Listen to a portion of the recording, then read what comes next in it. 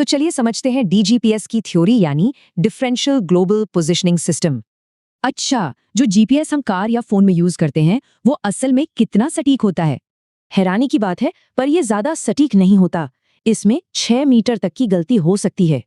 मतलब असली लोकेशन एक बड़े से अनिश्चितता के घेरे के अंदर कहीं पर है। अब मॉडर्न सर्वेइंग के लिए इतनी बड़ी चूक तो बहुत बड़ी प्रॉब्लम है। तो इसे और सटीक कैसे बनाएं? यही काम आता है डीजीपीएस यानी डिफरेंशियल ग्लोबल पोजिशनिंग सिस्टम। ये जीपीएस डेटा को सही करता है। इसका कॉन्सेप्ट बहुत सिंपल है। सोचिए जैसे दो जीपीएस एक साथ मिलकर काम कर रहे हो। इनमें से एक होता है बेस, जो एक जगह पर फिक्स्ड होता है, और दूसरा होता है रोवर, जो घूमता है।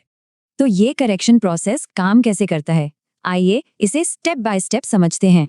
सबसे जरूरी बात यह है कि दोनों रिसीवर पर एक ही समय में एक जैसी वायुमंडलीय गलतियां आती हैं।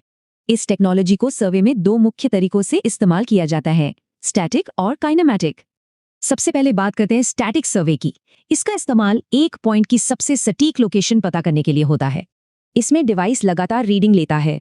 हर रीडिंग का एक एरर सर्कल होता है जो ओवरलैप होकर सटीक पॉइंट बताता है। और इन बेहद सटीक पॉइंट्स को स्थापित करने के लिए कभी-कभी 72 घंटे तक का ऑब्जर्वेशन पीरियड रखा जाता है। देखिए, जैसे जैसे ऑब्जर्वेशन का टाइम बढ़ता है, एक्यूरेसी 99% तक पहुंच जाती है। अब आते हैं काइनेमैटिक सर्वे पर। ये कई अनजान पॉइंट्स को जल्दी से मैप करने के काम आता है। इसमें बेस एक जगह पर रहकर चलते हुए रोवर को लगातार लाइव करेक्शन भेजता रहता है। काइनेमैटिक सर्वे के भी दो टाइप हैं, आरटीके जिसमें तुरंत करेक्शन होता है और पीपीके जिसमें डेटा बाद में प्रोसेस होता है। तो देखिए, बिना करेक्शन वाला जीपीएस एक अंदाजा है, जबकि डीजीपीएस से हमें मिलती है मिलीमीटर लेवल की एक्यूरेसी।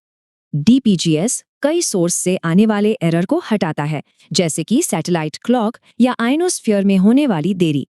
तो कुल मिलाकर डीजीपीएस एक अंदाजे को एक सटीक माप में बदल देता है। यही इसका सबसे बड़ा फायदा है। तो सवाल ये है कि जब हम अपनी दुनिया को मिलीमीटर तक की सटीकता से माप सकते हैं, तो क्या कुछ नया करना संभव होगा?